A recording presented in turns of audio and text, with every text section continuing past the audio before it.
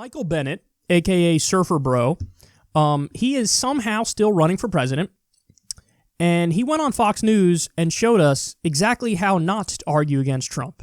Unemployment levels across all key demographic groups, including core Democratic ones, from African Americans to women to Hispanics, they're at all-time lows. Now, we can quibble about the momentum and whether that's what it was under Barack Obama, but that he is arguing from a place of strength, a strong economy, a strong market. Are you worried? Are you worried that, notwithstanding whoever the Democratic nominee is, even if it's you, that that's a tough battle to fight?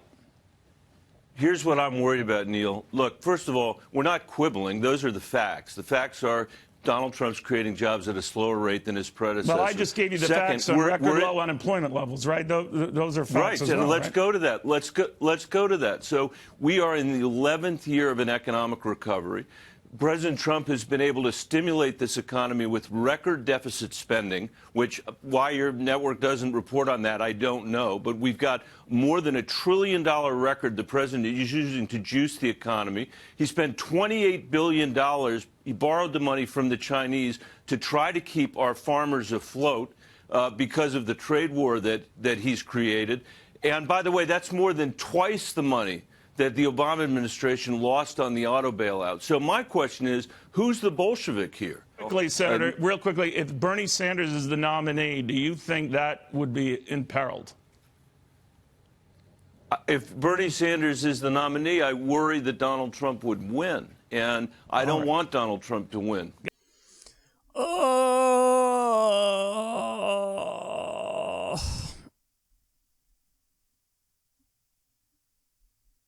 They just don't get it. And by the way, they don't agree with us.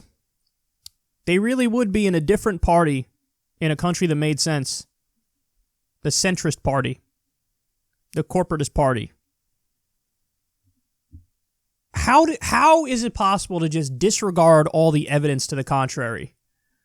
That Chuck Schumer and Nancy Pelosi blew a supermajority because they're centrist corporatists. That Hillary Clinton lost because she's a status quo defending centrist corporatist.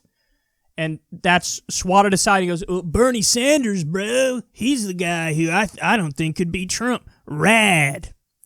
Well, you're polling at about 0.5%, so perhaps what the ideology you rep is disastrous. Just a thought. So, and you're also, a uniquely bad candidate in terms of the intangibles, not just your policy record and your ideology being poor. But it's pretty funny that a guy at like 0.5% is going after one of the front runners. Now, putting that aside, he talks about how Trump's growing jobs slower than Obama's. That's not the sick burn that you think it is. Oh, he's growing jobs at a slightly lower rate. No, the problem is that these are low-wage jobs, and people forget unemployed. And by the way, you could double the unemployment rate because that's the actual unemployment rate. That's the U6 or U7 unemployment rate. The one they use is BS. They juice the statistics by, fiddling with the numbers and the standards. But forget unemployed.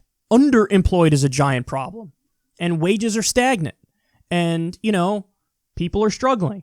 So to go with, he's growing jobs at a slower rate than Obama, that's not the sick burn you think it is. And when the deficit spending point, now, is it fair to point out, hey, here's what Trump said before the election, because he literally said, I'm going to balance the budget and get rid of the deficit and the debt. And here's what he's done, he's increased it. That's a fair point, and that's just holding him up against what he said he was going to do. But he goes a step further, Michael Bennett, to debt scaremongering and fear-mongering and acting like, I actually care about fiscal responsibility and balancing the budget.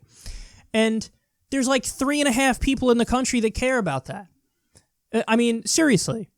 There are plenty of really wealthy, well-off countries with tremendous debts and deficits, and, the debt-to-GDP ratio is all out of whack, and they're still doing phenomenally well, and it's not really an indicator that, something's amiss here. Like Japan, for example. They've been predicting a debt crisis for Japan forever, and it hasn't come because they control their own currency.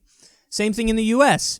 So this idea of like, oh my God, what a terrible thing, the deficit and the debt. the reality is, in times of economic struggle, you're supposed to debt spend and deficit spend. Now, again, Trump is a hypocrite because he acts like he doesn't believe in deficit spending, and then he does it. You know, he does juice the economy in preposterous ways, and tax cuts where 83% of the benefits go to the top 1%. There's plenty to go after there. But to act like, I got an award for being fiscally responsible, it's like, okay, well,